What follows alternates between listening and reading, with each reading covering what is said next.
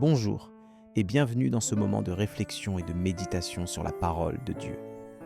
Ce midi, nous allons explorer ensemble un thème qui nous touche tous profondément, celui de la division et de la paix. Avant de continuer notre journée, prenons un moment pour réfléchir sur les paroles de Jésus dans l'évangile de Luc, chapitre 12, versets 49 à 53. Ce passage nous parle de la venue de Jésus sur terre et de son désir d'apporter un feu qui allume les cœurs des hommes. Mais il nous dit également que ce feu peut provoquer une division, même au sein des familles. Lecture de l'Évangile. Luc, chapitre 12, versets 49 à 53.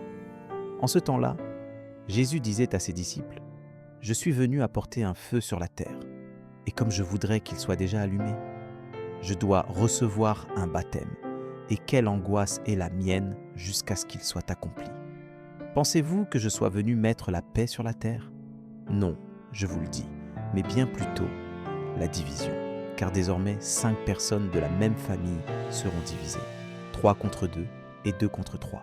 Ils se diviseront, le père contre le fils et le fils contre le père, la mère contre la fille et la fille contre la mère, la belle-mère contre la belle-fille et la belle-fille contre la belle-mère. » Cette parole de Jésus peut nous sembler paradoxale, car nous pensons souvent que la venue de Jésus apporte la paix et l'unité. Mais en réalité, la vérité de Dieu peut parfois provoquer des divisions, car elle nous oblige à prendre position et à choisir entre le bien et le mal.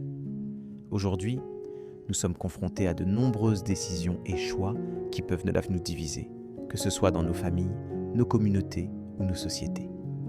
Mais comment pouvons-nous naviguer dans ces eaux troubles et trouver la paix au milieu de la division ? La réponse se trouve dans la parole de Dieu, qui nous enseigne que la paix véritable ne vient pas de l'absence de conflit, mais de la présence de Dieu dans nos cœurs. Comme le dit l'apôtre Paul dans sa lettre aux Philippiens, chapitre 4, verset 7. « Et la paix de Dieu, qui surpasse toute intelligence, gardera vos cœurs et vos pensées en Christ Jésus. » Cette paix est un don de Dieu, qui nous permet de rester calmes et confiants, même au milieu des tempêtes. Mais comment pouvons-nous expérimenter cette paix dans nos vies ? La réponse est simple, en nous tournant vers Dieu et en lui confiant nos peurs et nos inquiétudes. Comme le dit le psalmiste dans le psaume 55, verset 22, « Jette sur l'Éternel le fardeau qui t'accable et il te soutiendra. » Lorsque nous remettons notre confiance en Dieu, nous pouvons trouver la paix et la sécurité, même au milieu de la division et des conflits. Alors, comment allons-nous mettre en pratique cette vérité dans nos vies ?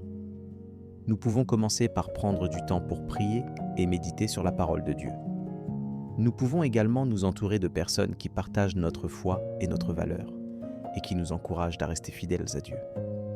Et lorsque nous sommes confrontés à des décisions difficiles, nous pouvons demander à Dieu de nous guider et de nous donner la sagesse pour choisir le chemin qui mène à la paix.